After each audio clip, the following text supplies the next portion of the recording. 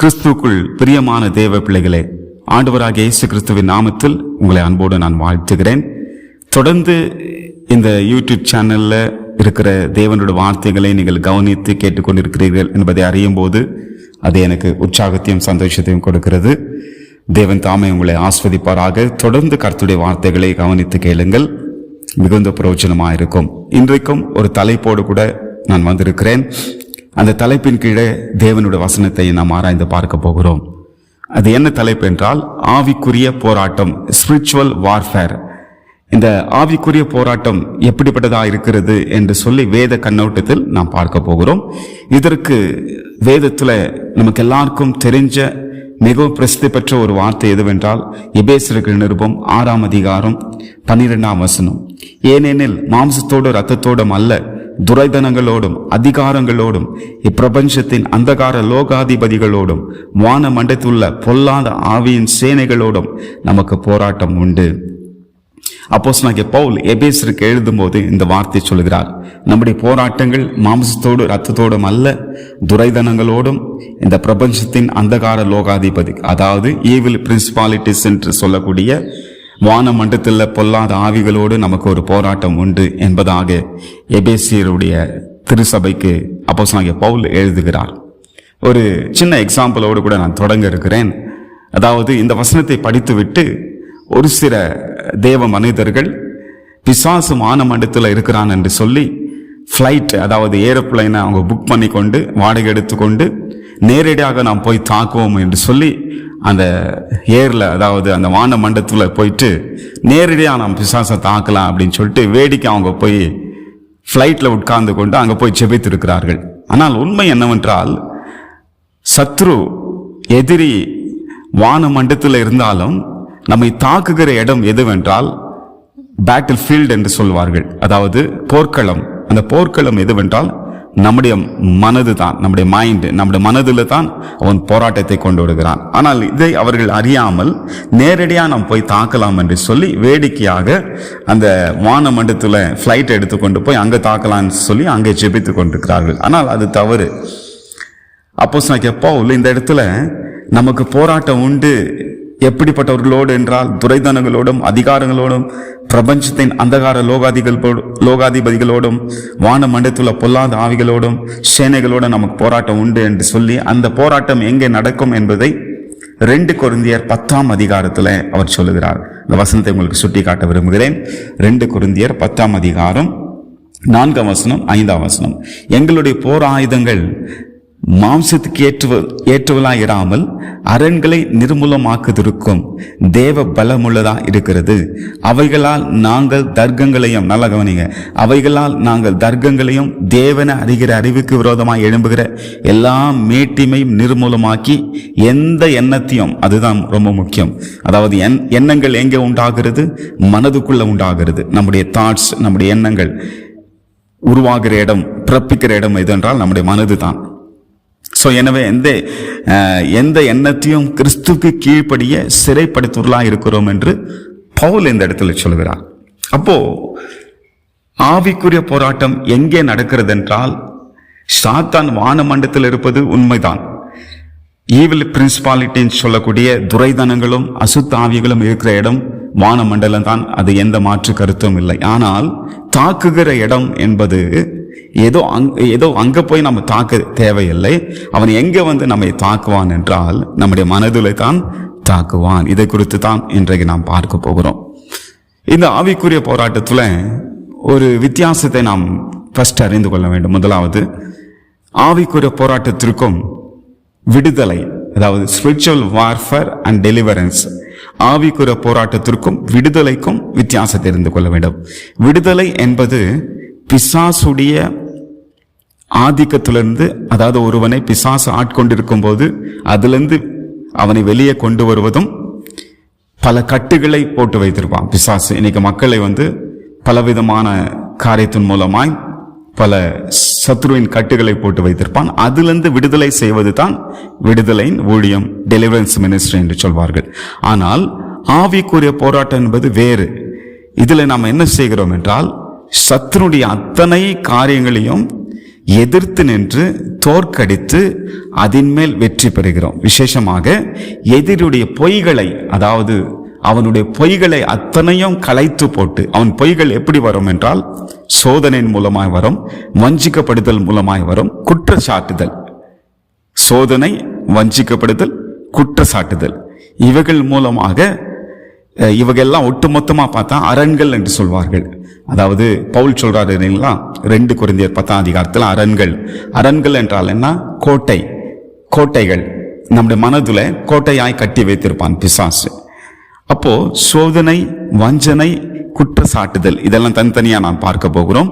இதெல்லாம் ஒட்டுமொத்தமாய் அவைகளை எதிர்த்து நின்று தோற்கடித்து அதன் மேல் வெற்றியை பெறுவதுதான் ஆவிக்குரிய போராட்டம். அருமையான தேவ பிள்ளைகளை, இந்த ஆவிக்குரிய போராட்டத்தில் 2 விதமா இருக்கிறது. அதாவது 2 அம்சங்கள் இருக்கிறது. ஒன்று அஃபென்சிவ் வார் என்றால் எதிர்த்து நின்று போரிடுவது. அதாவது எதிரியுடைய அத்தனை வஞ்சனைகளையும் சோதனைகளையும் அவனுடைய பொய்களை அத்தனையும் கலைத்திருந்து எதிர்த்து நின்று அதை மேற்கொள்வது. சரிங்களா? அடுத்து நீங்க பாத்தீங்கன்னா டிஃபென்சிவ் வார். இது என்றால் தற்காத்து போரிடுவது, நம்மையே பாதுகாத்து கொண்டு. இப்போ பாத்தீங்கன்னா சண்டையில நீங்க பாத்தீங்கன்னா ஒரு களத்துல சண்டை போடுறாங்கன்னா ஒரு கையில கத்தி இருக்கும், இன்னொரு கையில கேடகம் இருக்கும். அப்போ வாள், அந்த கத்தியை வைத்துக்கொண்டு எதிரியை வீழ்த்துவார்கள். அதே நேரத்தில் எதிரி நம்மை தாக்கும் போது கேடகத்தை வைத்து தாக்குவார்கள். அதே போலதான் ஒன்று அஃபென்சிவ் வார், இன்னொன்று டிஃபென்சிவ் வார்.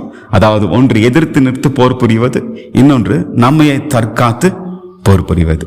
சரி, இந்த ஆவிக்குரிய போராட்டத்தில் பிசாசு பிரைமரியாக, முக்கியமாய் அவன் எதிர்த்து நிற்பது 3 ஆயுதங்கள் தான். எதிரியுடைய 3 ஆயுதங்கள். ஒன்று வஞ்சிக்கப்படுதல், 2வது சோதனை, 3வது குற்றச்சாட்டுதல். இந்த வஞ்சிக்கப்படுதல் என்றால் என்ன? ஒரு பொய்யை அல்லது உண்மையில்லாத ஒரு விஷயத்தை நம்மள நம்ப வைப்பது. நல்லா கவனிங்க, ஒரு பொய்யை கொண்டு உங்களை நம்ப வச்சிருவான். அந்த நம்ப வைக்கிற காரியத்துல நம்ம எப்படியாவது அதை நம்ப வைத்து அதுல விட வைக்கணும் என்றது பிசாசுடைய காரியம். இதை எப்படி பண்ணுவான்னா, நம்முடைய மனதுல கொண்டு வருவான். நம்முடைய மனதுல பொய்களை விதைப்பான். அப்போ பொய்களை விதைக்கும் போது எப்படி ஒரு பில்டிங்கை செங்கல் மேல செங்கல் வைத்து கட்டுறாங்களோ அதே போலவே நம்முடைய மனதுல அந்த எண்ணத்தின் மேல் எண்ணம், பொய்கள் மேல் பொய்கள் அப்படியே கட்டி அரண்களை போல கட்டி விடுவான். நாம் என்ன செய்ய வேண்டும் என்றால் அதை நாம் உடைத்தெறிய வேண்டும். வஞ்சிக்கப்படுதல் இதுதான். உதாரணத்துக்கு பைபிள்ல நாம் பார்க்கிறோம், வேத புஸ்தகத்துல ஆண்டவராகிய தேவன் ஆதாம் ஏவாளை படைத்தார். அப்போ ஆதாம் ஏவாளை படைக்கும் போது வேத புஸ்தகத்துல பார்க்கிறோம். அந்த பகுதியை உங்களுக்கு நான் வாசித்து காட்ட விரும்புகிறேன், அப்பதான் உங்களுக்கு புரியும். ஆதியாகமம் 3ஆம் அதிகாரம். ஆதாமும் ஏவாளுக்கும் ஆண்டவர் அங்கே எல்லா விதமான பழங்களை கொடுத்து அவங்களை மிக நன்றாக கர்த்தர் வைத்திருந்தார். ஆனால் பிசாசு உள்ளே நுழைந்து, சர்பத்தின் மூலமாக உள்ளே நுழைந்து அவன் சொல்லுகிறான் பாருங்க. 3ஆம் அதிகாரம் 1ஆம் வசனத்துல நான் படிக்கிறேன். தேவனாய் கர்த்தர் உண்டாக்கின சகல காட்டு ஜீவன்களை பார்க்கிலும் சர்ப்பமானது தந்திரம் உள்ளதாக இருந்தது. முதல் வார்த்தையில வருகிறது, சாத்தான் தந்திரம் உள்ளவன், வஞ்சிக்கிறவன். அந்த ஸ்திரியை நோக்கி, நீங்கள் தோட்டத்துள்ள சகல விருட்சத்தின் கனியை புசிக்க வேண்டாம் என்று தேவன் சொன்னது உண்டோ என்றது. ஸ்திரி சர்பத்தை பார்த்து, நாங்கள் தோட்டத்துள்ள விருட்சங்களின் கனிகளை புசிக்கலாம், ஆனாலும் தோட்டத்தின் நடுவில் இருக்கிற விருட்சங்களின் கனியை குறித்து தேவன் நீங்கள் சாகாதபடி அதை புசிக்கவும் அதை தொடவும் வேண்டாம் என்று சொன்னார் என்றார். நல்லா கவனிங்க, ஏவாளுடைய வாயில என்ன வர வைக்க வேண்டும் என்பதற்காக சத்ரு தந்திரமாக சொல்கிறான். தேவன் உங்களுக்கு ஏதாவது சொன்னாரா? இந்த கனிகள் எல்லாம் புசிக்க வேண்டாம் என்று சொன்னாரா? சொன்னது உண்டோ அப்படின்னு கேட்கும்போது, அப்போ ஸ்திரீ தன்னை அறியாமல் சொல்லுகிறார், இல்ல அப்படியெல்லாம் இல்லை, ஆண்டவர் எல்லா பழங்களையும் சாப்பிடு என்று சொன்னார். ஆனால் தோட்டத்தின் நடுவில் இருக்கிற விருட்சத்தின் கனியை மாத்திரம் நீங்க புசிக்க கூடாது என்று சொன்னார். ஏனென்றால் அதை புசித்தால் நீங்கள் சாவீர்கள் என்று ஆண்டவர் சொல்லியிருக்கிறார் என்பது பாருங்க. அங்கோ அந்த பெண்ணுடைய வாயில, ஏவாளுடைய வாயில என்ன வருது என்று அந்த வார்த்தை வைத்து கொண்டே இப்போ சர்ப்பம் பேசுகிறது, பிசாசு பேசுகிறான். அப்போது சர்ப்பம் ஸ்திரியை நோக்கி, நீங்கள் சாகவே சாவதில்லை. பொய்யை சொல்றான் பாருங்க. ஃபர்ஸ்ட் பொய், நீங்கள் சாகவே சாவதில்லை, நீங்கள் இதை புசிக்கும் நாளிலே உங்கள் கண்கள் திறக்கப்படும் என்றும் நீங்கள் நன்மை தீமை தேவர்களைப் போல இருப்பீர்கள் என்றும் தேவன் அறிவார். அதாவது வஞ்சகமாக பைபிள்ல மிக தெளிவாய் சொல்கிறது, ஆதாமை ஏவாளும் தேவன் தம்முடைய சாயலிலே கர்த்தர் படைத்தார். ஆனால் சாத்தான் சொல்லுகிறான், அவங்க தேவ சாயல் இருக்கிறாங்கன்றது மறக்க வைக்கிறான். அவங்க தேவ சாயல்ல இல்லைன்ற மாதிரி ஒரு பிரம்மை உண்டாக்குகிறான். நீங்க இந்த பழத்தை பிட்டு சாப்பிட்டதான் நீங்க தேவர்களை போல இருப்பீர்கள். ஏற்கனவே அவர்கள் தேவ சாயல் இருக்கிறார்கள் என்பதை மறக்க வச்சு அந்த பழத்தை எப்படியாவது சாப்பிட வேண்டும் என்ற அந்த வஞ்சனையோடு கூட அவன் சொல்லுகிறான், இந்த பழத்தை சாப்பிட்டால் நீங்கள் தேவர்களை போல் இருப்பீர்கள். ஆனா பாருங்க, அதை மறந்துட்டாங்க. அந்த ஏவாள் அதை மறந்துட்டான். தான் தேவ சாயல இருப்பேன் என்று கொஞ்சம் உணர்ந்திருந்தா அந்த பழத்தை பிட்டு சாப்பிட்டு இருக்க முடியாது. அப்ப பாருங்க, இதுதான் வஞ்சனைனா ஒரு பொய்யை நம்ப வைக்கிறது. சாத்தான் பொய் பேசுகிறான் என்று தெரியும், ஆனாலும் அதை ஏவாளை நம்ப வைக்கிறான். பாருங்க, அதுதான் வஞ்சிக்கப்படுதல். அடுத்து சோதனை என்னவென்றால் வஞ்சிக்கப்படுதலுக்கு தொடர்ச்சியா வரும். அதாவது சாத்தான் ஒருத்தனை ஏமாற்றி, வஞ்சனை என்றால் ஏமாற்றுதல் இல்லைங்களா, ஏமாற்றி வஞ்சிக்க வைத்து பிறகு அதில் விளைவிப்பது. பாருங்க, இப்போ இந்த ஏவாளுடைய எக்ஸாம்பிள் தான். என்ன பண்றான்? ஃபர்ஸ்ட் வஞ்சிக்க வைக்கிறான், ஏமாற்றுகிறான். இன்னைக்கு பரவாயில்ல, சாப்பிடலாம், நீங்க சாவதில்லை, சாப்பிட்டா நீங்க தேவர்களை போல இருப்பீர்கள், அந்த பழத்தை சாப்பிட்டா நீங்க தேவர்களை போல இருப்பீர்கள் என்று சொல்லுகிறான். ஏவாளம் அதை அறியாலும் அந்த பழத்தை விட்டு அவள் சாப்பிட்டு விடுகிறார். அப்போ சோதனையில அவங்க விழுந்தாச்சு. இன்னொரு உதாரணத்தை நான் உங்களுக்கு சொல்லுகிறேன். வனாந்திரத்தில் ஆண்டவராக இயேசு கிறிஸ்து சோதிக்கப்பட்ட அந்த சம்பவத்துல ஆண்டவராக இயேசு கிறிஸ்து 40 நாட்கள் அவர் உபவாசம் எடுத்த பிற்பாடு சோதனைக்காரன் சொல்றான், இது போல நீ தேவனுடைய குமாரனை ஆனால் இந்த கல்லுகள் எல்லாம் அப்பங்களாகும்படி சொல்லும் என்ற சமயத்துல ஆண்டவராக இயேசு கிறிஸ்து சொன்னார், மனுஷன் அப்பத்தினால் மாத்திரமல்ல தேவனுடைய வாயிலிருந்து புறப்படுகிற ஒவ்வொரு வார்த்தையினாலும் பிழைப்பான் என்று எழுதியிருக்கிறதே என்றார். பிறகு அவன் என்ன பண்றான்? அவனும் ஆண்டவர் இயேசு எப்படி வார்த்தை சொன்னாரோ அதே போல ட்ரை பண்றான், வசனத்தை சொல்லலாம் அப்படின்னு சொல்லிட்டு 5ஆம் வசனத்திலிருந்து மத்தேயு 4:5 படிச்சு பார்த்தீங்கன்னா, அப்பொழுது பிசாசு அவரை பரிசுத்த நகரத்திற்கு கொண்டு போய் தேவாலயத்தின் உப்பிரகையின் மேல், அதாவது ரொம்ப உயரமான இடத்துல போய் நிறுத்தி, நீ தேவனுடைய குமாரனையானால் இங்கிருந்து கீழே குதி ஆண்டவரே, ஏனெனில் பைபிளை சொல்லுகிறது, வார்த்தை சொல்றது, இது போல தம்முடைய தூதர்களுக்கு ஆண்டவர் கட்டளையிடுவாராம். அப்படி கட்டளையிடும் போது அவர் உன்னை கைகளில் ஏந்தி கொண்டு போவதாக எழுதியிருக்கிறதே அப்படின்னு சொன்னும் போது ஆண்டவர் அதுக்கு சரியான வார்த்தை சொல்றாரு, உன் தேவனாய் கர்த்தரை பரீட்சை பாராது இருப்பாயாக என்று எழுதியிருக்கிறதே. இப்படி 3 சோதனைகளிலும் ஆண்டவர் விழாமல் என்ன பண்ணார்னா வெற்றி பெற்றார். ஃபர்ஸ்ட் ஏமாத்துறான், வஞ்சிக்கிறான், ஆண்டவராக இயேசு கிறிஸ்துவை வஞ்சிக்கிறான். ஆனால் ஏமாற்றத்துக்கு அவர் இடம் கொடுக்காமல் அடுத்து அவர் இயேசுவை சோதனை விட செய்கிறான், எப்படியாவது அவரை வீழ்த்த வேண்டும் என்று சொல்லு. ஆண்டவர் மிக நேர்த்தியாக ஆண்டவர் எல்லாத்தையும் எதிர்த்து நின்று அவர் வெற்றி பெறுகிறார். 3வது நீங்க பாத்தீங்கன்னா பிசாசுடைய இன்னொரு ஆயுதம் என்னவென்றால் குற்றச்சாட்டு. வெளிப்படுத்தின விசேஷம் 12ஆம் அதிகாரம் 10ஆம் வசனம் சொல்லுகிறது. இந்த வசனத்தை உங்களுக்கு நான் வாசித்து காட்ட விரும்புகிறேன். வெளிப்படுத்தின விசேஷம் 12ஆம் அதிகாரம் 10ஆம் வசனம். அப்பொழுது வானத்தில் ஒரு பெரிய சத்தம் உண்டாகி, இப்பொழுது ரட்சிப்பும் வல்லமையும் நமது தேவனுடைய ராஜ்யமும் அவருடைய கிறிஸ்துவின் அதிகாரம் உண்டாயிருக்கிறது. இரவும் பகலும் நம்முடைய தேவனுக்கு முன்பாக நம்முடைய சகோதரன் மேல் குற்றம் சுமத்தும் பொருட்டு அவர்கள் மேல் குற்றம் சாட்டுகிறவன் தாழே தள்ளப்பட்டு போனான். அக்யூசேஷன் என்று சொல்வார்கள், அக்யூஸ் பண்றது, குற்றம் சாட்டுறது. இது ஒரு பிசாசுடைய ஆயுதம். இது எப்படி குற்றம் சாட்டுவான் என்றால், சகோதரர்களை, அதாவது ஒருத்தர் அன்பு கூறாமல் அதற்கு பதிலாக குற்றம் சாட்டுதல், கிரிட்டிக்ஸை கண்டுபிடிக்கிறது. இன்னொன்று நீங்க பாத்தீங்கன்னா, கடந்த கால பாவங்களை வைத்து எப்போது பார்த்தாலும் அந்த கடந்த கால பாவங்களை குறித்து முகத்துக்கு முன்பாக கொண்டு வந்து அவைகளை யோசிக்க வைத்து அவைகளை தியானிக்க வைத்து, ஆண்டவர் உன்னை மன்னிக்கவில்லை, ஆண்டவர் உன்னை கைவிட்டு விட்டார், உன்மேல ஆண்டவர் கோபமா இருக்கிறார், உன்னை ஆண்டவர் நேசிக்கவில்லை, உன்னுடைய கடந்த கால பாவங்களாம் இவ்வளோ மோசமா இருக்கிறது, உன்னால எப்படி வாழ முடியும் அப்படின்றதாக சில காரியங்களை மனதில் கொண்டு கொண்டே இருப்பான். இது குற்றச்சாட்டுதல். அருமையானவர்களே, இப்படி பிசாசுடைய அத்தனையும், அதாவது அவனுடைய வஞ்சனையும் அவனுடைய சோதனையும் அவனுடைய குற்றச்சாட்டுதல் அனைத்தையும் தோற்கடித்து எதிர்த்து நின்று தோற்கடித்து வெற்றி பெறுவதுதான் ஆவிக்குரிய போராட்டம். ஸோ இதெல்லாம் நம்ம என்ன பண்ணணும்னா எதிர்த்து நிற்க வேண்டும், தோற்கடிக்க வேண்டும், வெற்றி பெற வேண்டும். அதற்காகத்தான் பவுல் எபேசியருக்கு 6ஆம் அதிகாரத்தில் அதை சொல்லிவிட்டு அவர் சொல்லுகிறார், நீங்கள் தீங்கு நாளில் இவைகளெல்லாம் எதிர்த்து நிற்கும்படி சர்வ ஆயுத வர்க்கத்தை எடுத்துக்கொள்ளுங்கள். அப்போ இவைகள் மேல் நாம் வெற்றி பெற வேண்டும் என்றால், விசேஷமாக இந்த வஞ்சிக்கப்படுதலிருந்து நாம் வெற்றி பெற வேண்டும் என்றால் ஆண்டவர் 2 வெப்பன்ஸ், அதாவது 2 வெப்பன்ஸ், 2 ஆயுதங்களை கர்த்தர் கொடுத்திருக்கிறார். எபேசியர் நிருபம் 6ஆம் அதிகாரம் 14ஆம் வசனத்தை நான் வாசிக்கிறேன். எபேசியர் நிருபம், நல்லா கவனிங்க, எபிசியன்ஸ் சாப்டர் 6, எபேசியர் நிருபம் 6ஆம் அதிகாரம் 14ஆம் வசனம். சத்தியம் என்னும் கச்சை உங்கள் அறையிலே கட்டினவர்களாயும் நீதி என்னும் மார்க்கவசை தரித்தவர்களாயும். இதுல முக்கியமாய் சத்தியம் என்னும் கச்சை, belt, the belt of truth, சத்தியம் என்னும் கச்சை. இது எதை காட்டுகிறது என்றால் தேவனுடைய வார்த்தையை காட்டுகிறது. சரிங்களா? நல்லா கவனிங்க. இப்போ நான் சொல்ல போறது நீங்க கவனிச்சாதான் உங்களுக்கு புரியும். ஆண்டவர் 2 ஆயுதத்தை கொடுத்திருக்கிறார்.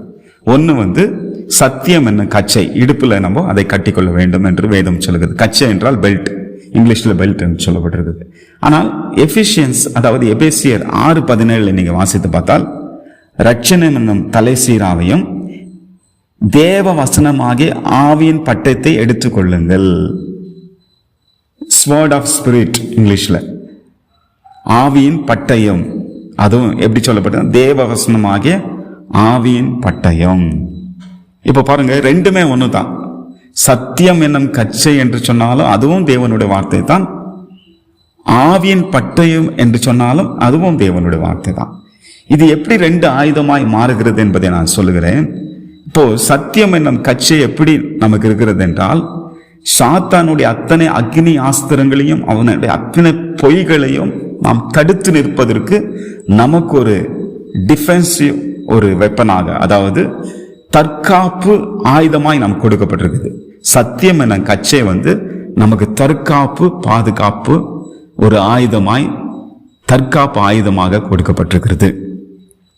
அப்போ பிசாசுடைய அத்தனை பொய்களையும் நாம் சத்தியத்தை அறிவதனாலே, அதனால தான் வேத வசனம் ரொம்ப முக்கியம். வேத வசனத்தை நாம் எவ்வளவு அறிகிறோமோ பிசாசுடைய அத்தனை பொய்களும் கலைத்து எறிய முடியும். அத்தனை பொய்களை நாம் நிர்மூலமாக்க முடியும். அவனுடைய அரண்கள், கோட்டைகளை நாம் நிர்மூலமாக்க முடியும். சரிங்களா? அதனால தான் சத்தியத்தை நாம் அறிந்து கொள்வதற்கு எப்பவுமே முயற்சி பண்ண வேண்டும். அதன் மேல் ஒரு வாஞ்சை உண்டாக வேண்டும். அப்போ சத்தியம் என்ற கச்சையை ஆண்டவர் நமக்கு கொடுக்கிறார், பெல்ட், சத்தியம் அந்த கச்சை. அடுத்து நீங்க பாத்தீங்கன்னா ஆவியின் பட்டை என்பதும் அதுவும் தேவனுடைய வார்த்தை தான். ஆனா இது எப்படி செயல்படுகிறது என்றால் அஃபென்சிவ் வெப்பனாக, அதாவது நம் எதிர்த்து நிற்கிற ஆயுதமாக. எப்படி எதிர்த்து நிற்க வேண்டும்? இதுவும் சாத்தானுடைய அத்தனை பொய்களையும் வேத வசனத்தினால வெட்ட வேண்டும். எப்படி இயேசு சுவாமி வேத வார்த்தை கொண்டு சாத்தானை வெட்டினார். பைபிள் எழுதிருக்கிறதே திரும்ப அதையே சொன்னார். ஆண்டவர் பிலாசபியோ இல்ல கருத்துக்களையோ ஆண்டவர் சொல்லவில்லை, வேத வசனத்தை மென்ஷன் பண்ணார். எழுதியிருக்கிறதே, உபாகமம் 8ஆம் அதிகாரத்தை வாசித்து பாருங்கள். அதில் உள்ள வார்த்தைகளைத்தான் ஆண்டவர் மென்ஷன் பண்றார். நியாய பிரமாணத்தில் உள்ள வார்த்தைகளைத்தான் ஆண்டவர் சொல்லி காட்டுறார். இப்படி எழுதியிருக்கிறதே. ஒவ்வொரு சோதனைக்கும் அவர் எடுத்துக்கொண்ட ஆயுதம் வேத வசனம் என பட்டயம். அந்த பட்டயம் தான் சத்ருவை வீழ்த்த முடியும்.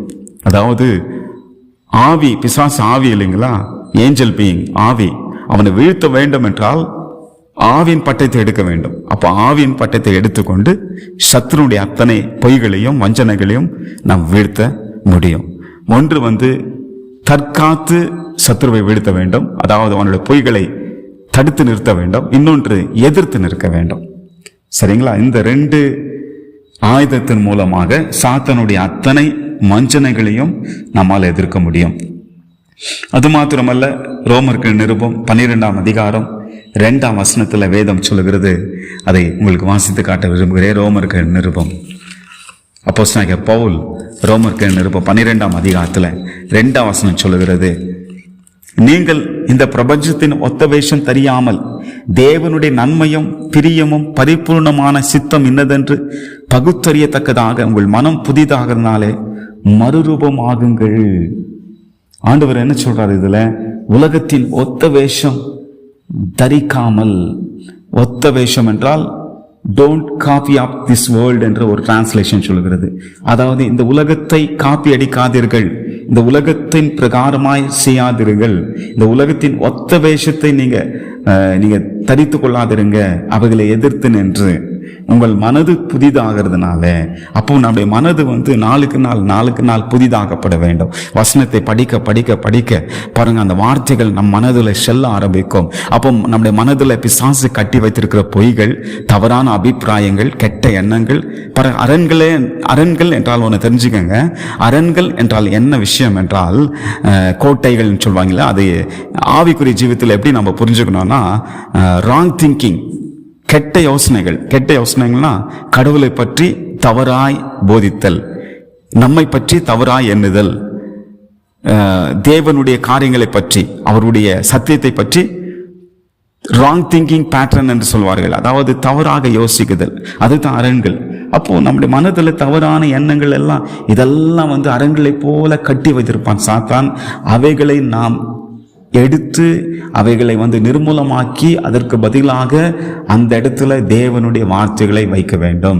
அப்படி தேவனுடைய வார்த்தைகளை நாம் வைக்கும் போது நம்முடைய மனது நாளுக்கு நாள் புதிதாக்கப்பட வேண்டும். அப்போ வஞ்சிக்கப்படுற காரியத்திலிருந்து ஆண்டவர் இவைகளெல்லாம் செய்து நாம் இருப்போமானால் நிச்சயமாக சாத்தானுடைய வஞ்சனுக்கு நாம் விட மாட்டோம். அடுத்து இந்த சோதனையை எப்படி நாம் மேற்கொள்வது என்றால், யாக்கோபின் நிருபம், இங்கிலீஷில் ஜேம்ஸ், யாக்கோபின் நிருபம் 4ஆம் அதிகாரம் 7ஆம் வசனம். ஆகையால் தேவனுக்கு கீழ்ப்படிந்திருங்கள், பிசாசு எதிர்த்து நின்னுங்கள், அப்போது அவன் உங்களை விட்டு ஓடி போவான். அப்போ சோதனையை எதிர்த்து நிற்க வேண்டும். நான் ஒரு முறை சொல்லியிருக்கிறேன், சோதனை வருவது பாவம் அல்ல, சோதனையில விடுவது தான் பாவம். அப்போ ஒரு தேவ பிள்ளைக்கு சோதனைகள் வருகிறது என்றால் அவங்க ஏதோ ஆவிக்குரிய வாழ்க்கையில சரியில்லைன்ற அர்த்தம் கிடையாது. ஆவிக்குரிய வாழ்க்கையில நல்லா இருந்தா தான் சோதனை நிறைய வரும். ஒரு ஆண்டவர் பிள்ளை உண்மையா வாழும்போது நல்லா ஜபிக்க வேண்டும், பைபிளை படிக்க வேண்டும், தேவனுக்காய் வாழ வேண்டும், தேவன்கிட்ட நெருக்கமாக வாழ வேண்டும் என்று எப்போ முயற்சி எடுக்கிறாங்களோ, எப்போ ஆண்டவருக்குள்ள நெருக்கமாக வர விரும்புகிறாங்களோ அப்போ சோதனைங்க நிறையா வரும். சோதனை வருவதனால ஏதோ அவங்க பாஸ் செய்துட்டாங்கன்னு அர்த்தம் கிடையாது.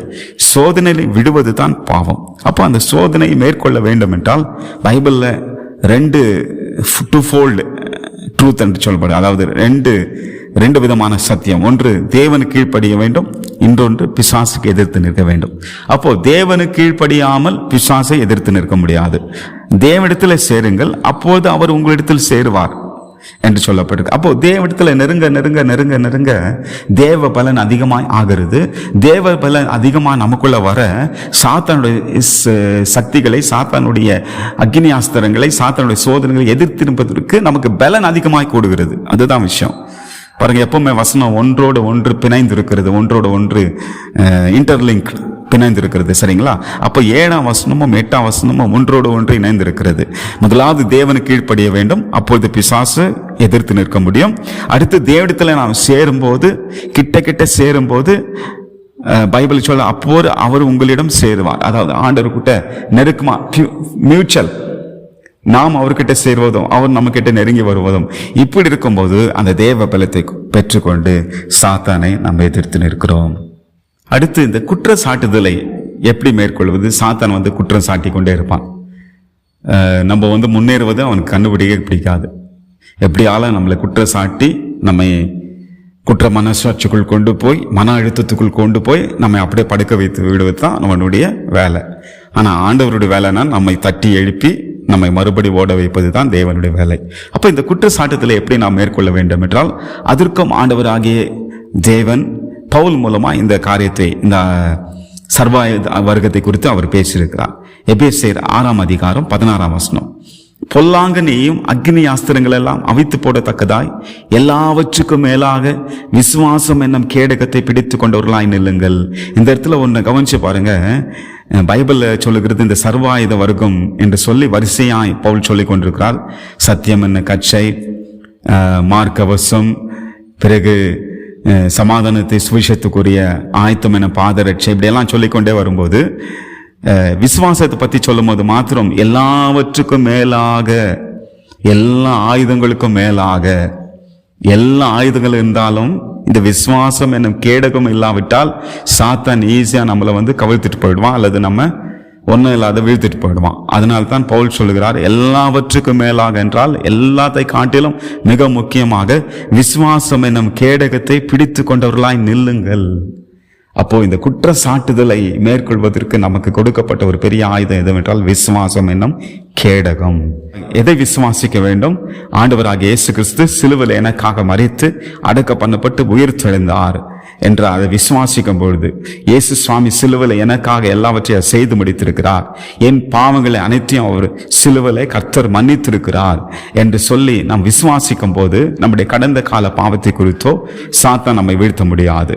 அப்போது அவனுடைய அத்தனை அக்னி ஆஸ்திரங்களையும் இந்த விசுவாசம் என்னும் கேடகத்தை வைத்துக் கொண்டு பிசாசு என்னதான் சொன்னாலும் நம்முடைய காதுகளிலே, நம்முடைய உள்ளத்திலே, நம்முடைய சிந்தைகளிலே எப்படிப்பட்டதான குற்றச்சாட்டுகளை வைத்தாலும் ஒன்றை நாம் சொல்ல வேண்டும், ஆட்டுக்குட்டின் ரத்தத்தாலே நான் கழுவப்பட்டேன், ஆட்டுக்குட்டின் ரத்தத்தாலே நான் மீட்கப்பட்டிருக்கிறேன், என்னுடைய கடந்த கால நிகழ்கால பாவங்கள் அனைத்தையும் மன்னிக்கப்பட்டிருக்கிறது, நான் தேவனுடைய பிள்ளையா இருக்கிறேன், கிறிஸ்துக்குள் கர்த்தர் என்னை நீதிமானாய் வைத்திருக்கிறார், நான் தேவனுடைய உடன் சுதந்திரவாளி, நான் முற்றிலும் ஜெயம் கொண்டவன், we are more than conqueror, நான் முற்றிலும் ஜெயம் கொண்டவன் என்பதை நாம் அறிக்கை செய்ய வேண்டும். அப்படி விசுவாசத்தை கையில பிடித்துக் கொண்டவர்களாய் சத்துருக்குன்பாய் நிற்கும் போது சாத்தானுடைய ஒவ்வொரு குற்றச்சாட்டுகளை நம்மால் எதிர்த்து நிற்க முடியும், தடுத்து நிற்க முடியும்.